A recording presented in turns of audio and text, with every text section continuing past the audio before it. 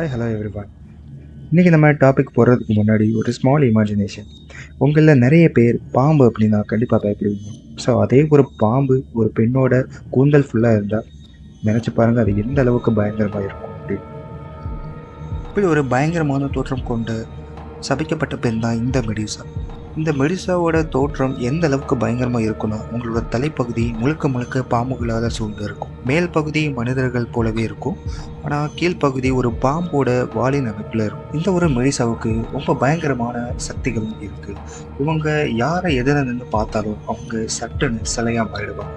மற்றும் இவங்க எழுப்பக்கூடிய அந்த ஒரு சத்தமான ஒளி எதிர்க்க நிற்க எந்த ஒரு மனித கதி கலந்து வச்சு. இந்த ஒரு மெடிசாவை பேஸ் பண்ண நிறைய கிரீக் மித்தாலஜிக்கல் மூவிஸ் மற்றும் காட் ஆஃப் வார் போன்ற வீடியோ கேம்ஸ்லையும் இடம்பெற்றிருக்கு. கிரீக் மித்தாலஜி அப்படின்னு எடுத்துக்கிட்டாலே இந்த மெடிசாவோட கதாபாத்திரம் ஒரு தவிர்க்க முடியாத ஒரு கதையாக இடம்பெற்றிருக்கு. பட் இந்த ஒரு மெடிசாவுக்கு யார் சாபம் கொடுத்தாங்க, எதனால் கொடுத்தாங்க அப்படிங்கிற அந்த ஒரு கதையை பற்றி பார்க்கலாம். வந்து மெடிசாவுடைய கதையை நம்ம பார்க்குறதுக்கு பல ஆயிரம் ஆண்டுகள் பின்னோக்கி போகும். கிரேக்க மக்கள் வாழக்கூடிய இந்த ஒரு பகுதியில் மெடிசா அப்படின்னு சொல்லக்கூடிய ஒரு அழகான பெண் நோக்கி தான் இந்த கதை போகுது. இவங்க எந்த அளவுக்கு அழகு அப்படின்னா கடவுளே பொறாமப்படக்கூடிய பேரழகு. இந்த ஒரு மெடிசா அத்தினாங்கிற ஞானத்தின் கடவுள் மேல ரொம்ப பக்தியோடு இருக்கிறாங்க. இந்த பக்தியின் காரணமா அவங்களோட கோயிலே தங்கி அவங்களுக்கு பூஜை செஞ்சுட்டு அங்கேயே வாழ்ந்துட்டு வராங்க.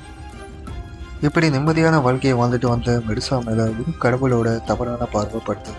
அந்த ஒரு கடவுள் நீர் மற்றும் கடல் சாம்ராஜ்யத்தின் கடவுளான பொசைடன்.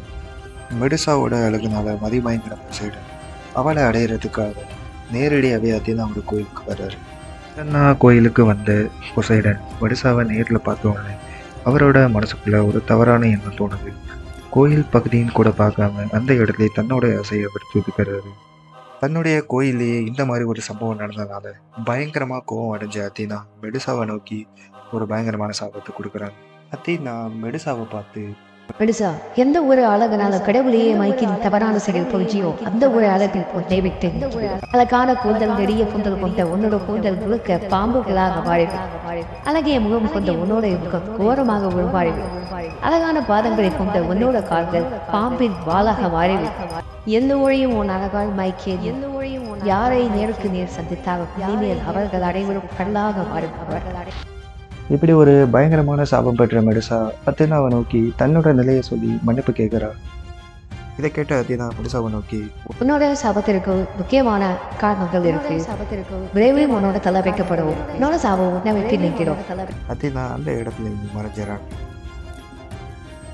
அத்தினா மெடிசா கிட்ட சொன்ன முக்கியமான காரணம் யார் மெடிசாவுக்கு சாப விமோச்சனம் கொடுக்க போறா.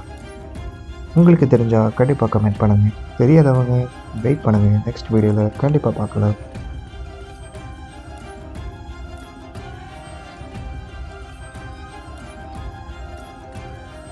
இந்த ஒரு வீடியோ உங்களுக்கு பிடிச்சிருந்தா கண்டிப்பாக லைக் பண்ணுங்கள்.